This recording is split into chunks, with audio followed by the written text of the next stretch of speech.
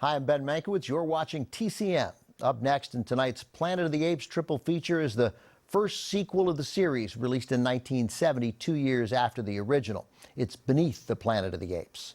After Planet of the Apes became a huge moneymaker, 20th Century Fox invested in the public's demand for more ape adventures. Fox rushed a follow-up into production, but immediately ran into several problems, big problems too. First and foremost, Charlton Heston, who turned in such a memorable performance in the original, had little to no interest in making a sequel. Fox was desperate for him to return, and though Heston ultimately signed on, he agreed on the condition that his character, Taylor, appear only briefly in the film. Roddy McDowall, who played Cornelius in the original, was directing a movie in the UK which kept him from returning, although McDowall appeared in the next 3 Ape sequels, making this his sole absence. So casting was an issue, but hardly Fox's sole problem. They needed a story. Fox reached out to Pierre Boulle, who wrote the novel Planet of the Apes, and Rod Serling, who co-wrote the original screenplay, but Fox rejected their ideas. Boulle had drafted a sequel, Planet of the Men, about Heston's character leading a human uprising, but the studio felt it lacked the shock and awe of the first film.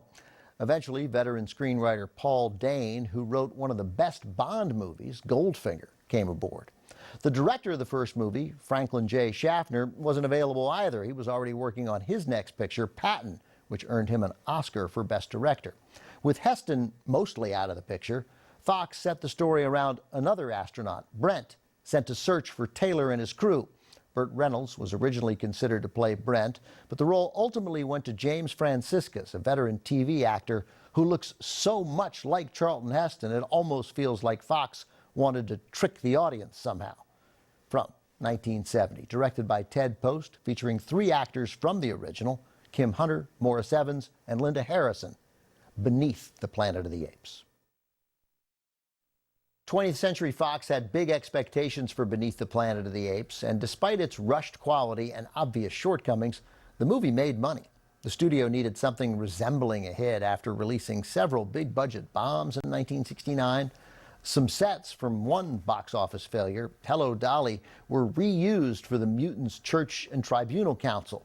That Hello, Dolly and Beneath the Planet of the Apes shared set pieces amuses me immensely.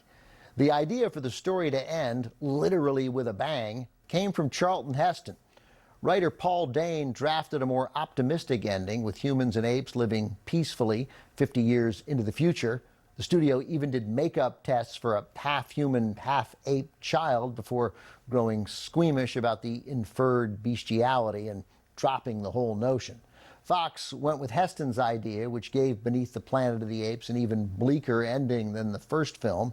Fox still valued Dane, though, and hired him to write the next 3 ape movies.